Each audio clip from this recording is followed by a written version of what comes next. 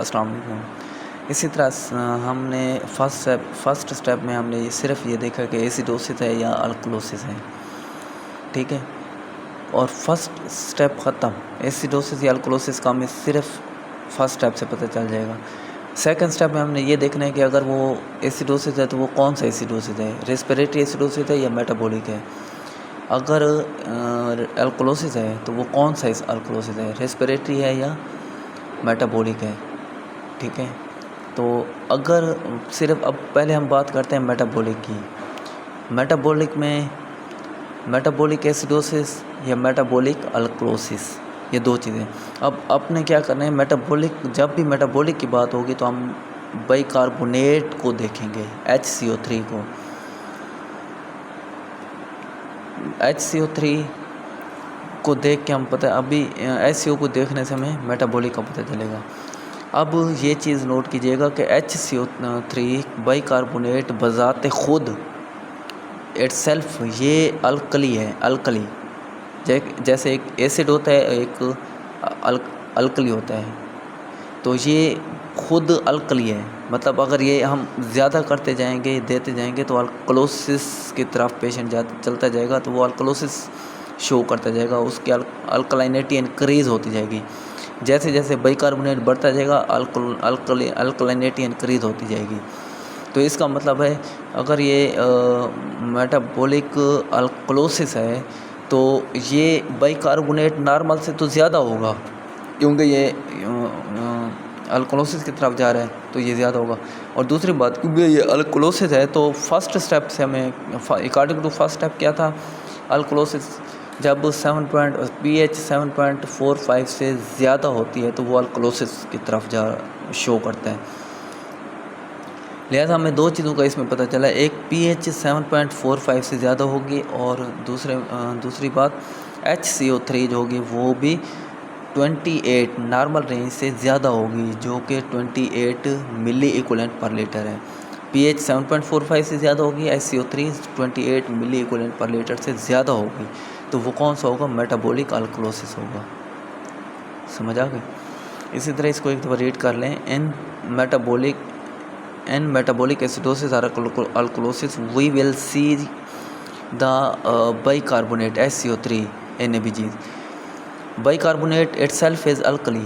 It means that if bicarbonate HCO3 will be increase, the blood going toward the alkalosis means alkalosis getting increase. तो ये मैंने आप लोगों को बता दिया। अब आगे है मेटाबॉलिक एसिडोसिस, तो साफ ज़ाहिर है वो इसके उलट होगा, क्योंकि अगर ये ज़्यादा बाइकार्ब ज़्यादा हो रहा है तो वो अल्कलोसिस की तरफ जा रहा है। अगर ये नॉर्मल रेंज से कम होगा तो वो एसिडोसिस को शो करेगा, एसिडिटी इंक्रीज होती जाएगी। तो अकॉर्डिंग टू फर्स्ट स्टेप जो था एसिडिक, अगर वो एसिडिक है, जैसे ये मेटाबॉलिक एसिडोसिस को हम देखेंगे, क्योंकि फर्स्ट स्टेप में हम देखें एसिडोसिस है, तो acidosis according to first step acidosis pH, सिर्फ pH को देखेंगे तो वो pH होगी वो 7.35 से कम होगी तो वो एसिडोसिस को शो करेगी। कम होती जाएगी, एसिडिटी बढ़ती जाएगी। तो क्योंकि ये मेटाबॉलिक है इसलिए हम फिर HCO3 को देखेंगे, तो HCO3 भी कम होगा। ज़्यादा होगा तो वो अल्कलोसिस बढ़ता जाएगा, अल्कली इंक्रीज़ होती जाएगी, तो लिहाजा ये भी कम होगा। तो pH लेस दैन 7.35 और HCO3 लेस दैन 22 मिली इक्विवेलेंट पर लीटर, तो ये मेटाबॉलिक एसिडोसिस को शो करेगा। समझ आ गई। इसके आगे इसके बाद हम रेस्पिरेटरी पे आते हैं। अगर फर्स्ट टाइम हमने देखा है कि एसिडोसिस या अल्कलोसिस है, अगर एसिडोसिस है तो वो कौन सा, मेटाबॉलिक है या रेस्पिरेटरी है। तो मेटाबॉलिक हमने स्टडी कर ली, इसी तरह रेस्पिरेटरी को देखें। तो रेस्पिरेटरी एसिडोसिस या रेस्पिरेटरी अल्कलोसिस, रेस्पिरेटरी एसिडोसिस में क्या होगा, तो इसमें आपने सबसे पहले ये याद रखना है कि जब रेस्पिरेटरी की जब भी बात करेंगे हम कार्बन डाइऑक्साइड की बात करेंगे, PCO2 के नाम से ABG इसके अंदर शो हो रहा होता है, partial CO2 partial carbon dioxide PCO2। तो जब CO2 कार्बन डाइऑक्साइड इंक्रीज़ होगी, हमारी बॉडी के अंदर ज़्यादा होगी, तो इसका मतलब कार्बन डाइऑक्साइड की एसिडिटी बढ़ती जा रही है। सही है, ये मेटाबॉलिक उलट है। तो ये CO2 ज़्यादा होने का मतलब है CO2 की एसिडिटी बढ़ती जा रही है हमारे बॉडी के अंदर। तो इसी तरह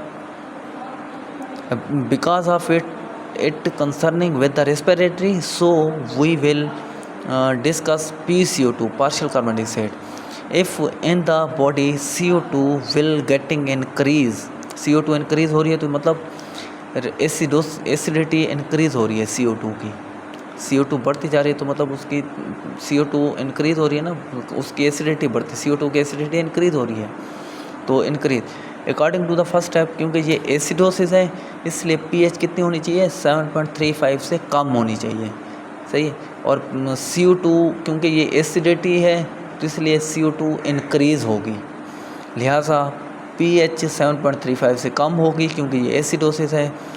इसी तरह क्योंकि ये रेस्पिरेटरी है और PCO2 इंक्रीज़ होगी 45 mmHg से, ठीक है। इसी तरह इसके उलट है रेस्पिरेटरी अल्कोलोसिस।